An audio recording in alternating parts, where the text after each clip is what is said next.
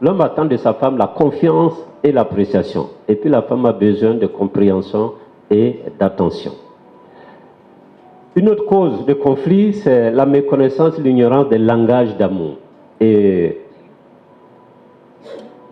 le docteur Gary Chapman, beaucoup ont lu les 5 langages de l'amour de Dieu. Donc connaître le langage d'amour du conjoint, c'est très important. Ça permet la communication et ça évite les problèmes. Donc au besoin, je rappelle ces 5. Il y a les cadeaux, les paroles valorisantes, les moments de qualité, les services rendus, le contact physique. Le contact physique. Donc il faut apprendre le langage du conjoint et le parler. Les conséquences des conflits. Dans nos conflits, il y a des aspects négatifs et positifs. C'est pour cela que Dieu les permet. Un couple sans histoire est un couple sans histoire. Donc si on n'a pas de problème, on n'a pas de querelle, on n'a pas d'histoire, qu'est-ce qu'on va fêter? Quand on fête les noces d'argent, les noces d'or, c'est les histoires là qu'on met ensemble et puis on offre au Seigneur. Oui, donc on ne doit pas avoir peur. C'est possible de les résoudre. Donc, en réalité, les conflits de couple ne sont ni tous bons, ni tous mauvais. Les conflits faisant partie de la vie conjugale nous posent une question importante. Est-ce que tu es mûr? Est-ce que tu es capable pour surmonter la crise? Est-ce que tu as les ressources nécessaires pour trouver la solution? Et Dieu veut que nous grandissions. Donc, quand il n'y a jamais de conflit dans un couple, il y a lieu de se poser la question, de savoir si réellement cette absence de conflit est synonyme d'harmonie, de paix.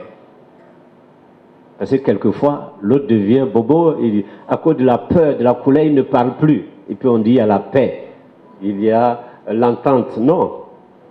Hein? Il s'est résigné, il ne parle plus. Or, une mésentente conjugale, en tant que relation sociale, représente un moment de vérité, une vérification de l'état de cette relation. Elle peut la renforcer ou l'affaiblir. Un affrontement dans le couple contient d'une part la graine de destruction, de la violence et de la division, mais d'autre part le germe d'une plus profonde unité et d'une meilleure compréhension mutuelle. Souvent après les conflits, le couple devient plus fort, plus uni, plus compréhensible. Donc voici quelques aspects négatifs des conflits. D'abord, pour les conjoints, ça vous fatigue moralement, physiquement, à cause de l'effort que vous donnez pour faire palabre. Donc, vous pouvez avoir la tension, la dépression, le désir de suicide, les blessures, des humiliations. Et pour votre relation, vous vous isolez. Vous êtes indifférents l'un à l'autre. Vous vous fermez sur vous-même. Méfiance, plus de communication. Donc tu vis dans la peur, dans la division. Et la violence est au rendez-vous. Violence verbale et physique, brutalité, maltraitance.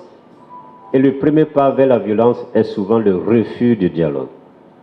Il y a le traumatisme des enfants et les mauvais résultats scolaires.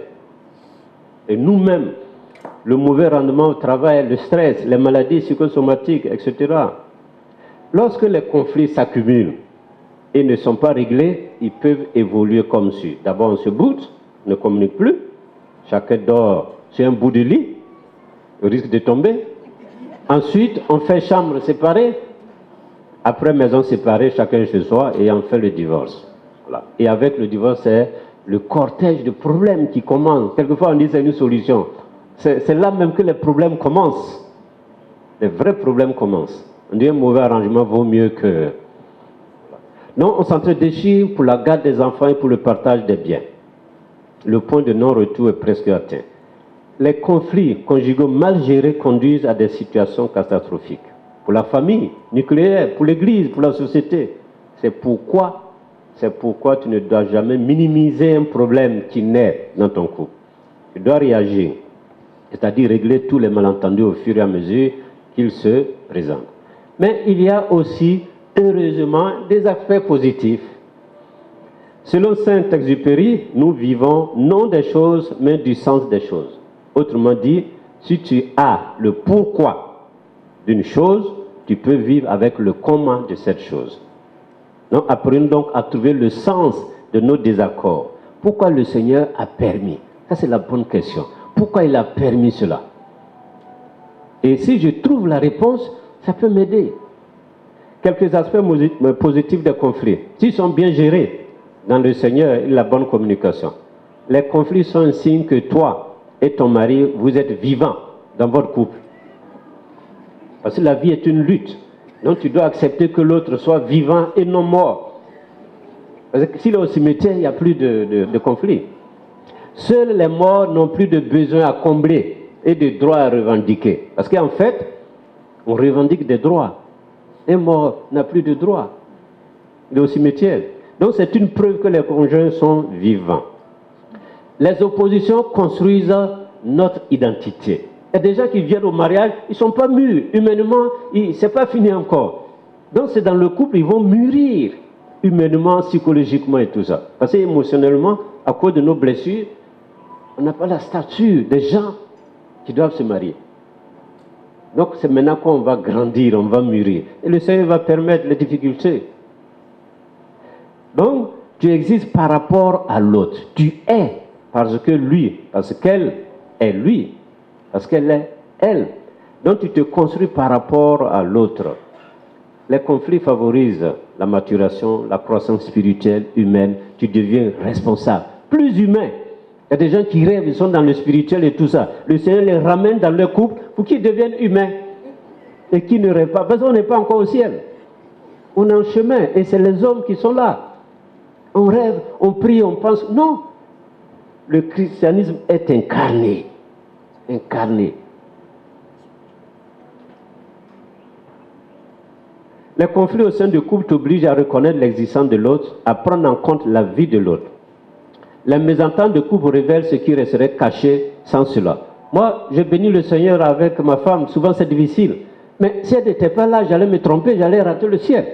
Je crois que le Seigneur va m'ouvrir les portes. Mais, voyez-vous, on allait dire je suis saint. Oh, c'est faux. Mais quand tu vis avec quelqu'un, regardez le mur, on vous pousse jusqu'au mur. Quelle que soit votre patience, votre humilité, votre douceur, si vous voyez que votre front va cogner le mur, est-ce que vous allez accepter? Vous allez résister, vous allez manifester ce qui est en vous. Donc grâce à elle, je sais que je suis impatient, que je suis colérique, que bien d'autres défauts, et je vais me confesser. J'essaie de me convertir. Donc grâce à elle, à cause d'elle, je vais, petit clopin, je vais aller au ciel. C'est une grâce. Ça fait mal, mais c'est une grâce. Donc, elle participe à ma sanctification sans se rendre compte. L'autre est un cadeau du ciel qu'il faut accueillir pour notre salut. C'est une grâce. Mais si on met les deux, il n'y a rien et tout ça. Mais on ne va pas se convertir. Or, le péché tapis en nous. Et arrivé au ciel, le Seigneur dit, voilà, peut-être que à cause de sa fidélité, à cause de sa bonté, tu n'es pas adultère. Mais c'est grâce à ta femme. Parce que si elle n'était pas bonne, tu allais commettre l'adultère, tu vas dire je suis bien, je ne commets pas l'adultère. Non, c'est grâce à elle. À cause de sa jalousie, à cause de bien sûr, tu as peur de faire. Donc, elle t'aide. Hein? Donc, il faut accepter cette différence. Donc, les conflits sont des facteurs d'équilibre et de changement dans le couple. Ce sont des signes de liberté et de diversité. Donc, tu peux faire palabre parce que tu es libre et différent d'elle, de lui. Donc, il ne faut pas te culpabiliser parce qu'il y a palabre. Il y a des gens qui se culpabilisent, qui s'enfoncent. Non! Nous sommes des êtres humains. Mais le problème, c'est de les résoudre. C'est la manière de régler les conflits qui peuvent devenir un malheur ou un bonheur. C'est tout. Bien, voyons les différentes réactions.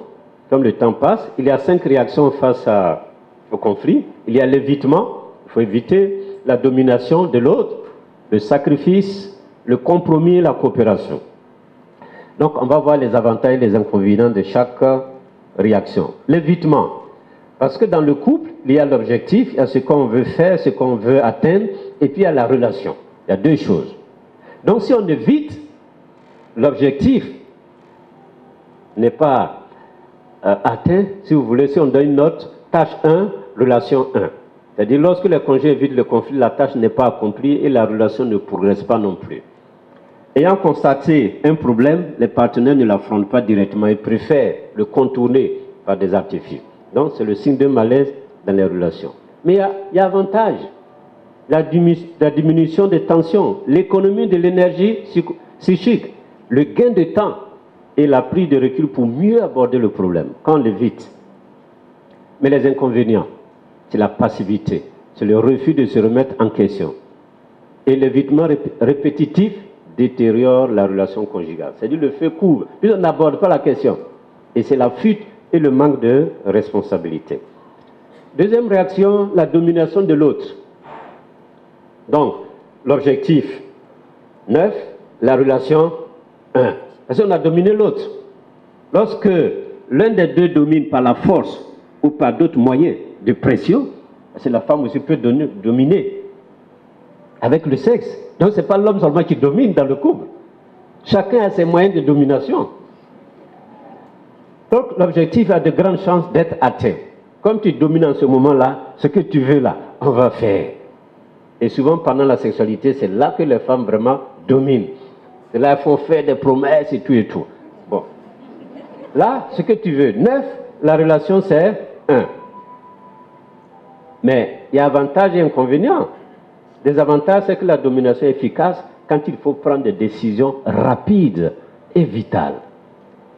On est deux là, on traîne, oh, il faut prendre une décision vite. Donc il faut dominer l'autre, il faut prendre une décision. Quand l'un des partenaires n'est pas capable par lui-même de décider, il y a des gens qui ne peuvent pas décider. Donc si tu l'attends, vous allez rester là-bas jusqu'à minuit, jusqu'à des mois. Donc tu décides, tu domines.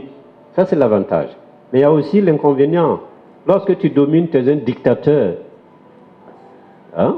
conjugal. Et le dominé ou la dominée, tôt ou tard, va se révolter. Parce qu'on ne peut pas supporter l'injustice toute une vie. Et on se révolte de plusieurs manières. Soit on ne parle pas et puis on quitte la maison, ou bien on va ailleurs pour parler, etc. Le sacrifice. La tâche, c'est 1, la relation 9. Quand tu te sacrifies, tu préserves la relation, mais ce que vous voulez faire, ça n'aboutit pas, c'est peu.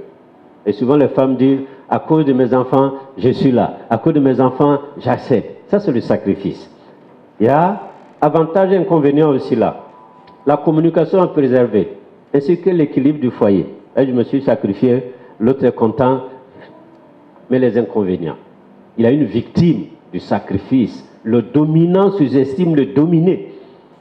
Et ses aspirations légitimes ne sont pas comblées, prises en compte. Voyez? Et puis il y a le compromis. 50-50.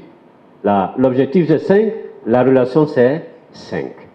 Mais qui ne voudrait pas que dans son couple, on ait 10 sur 10? Donc il faut arriver à la collaboration. C'est ce qu'il faut, c'est ce que le Seigneur voudrait.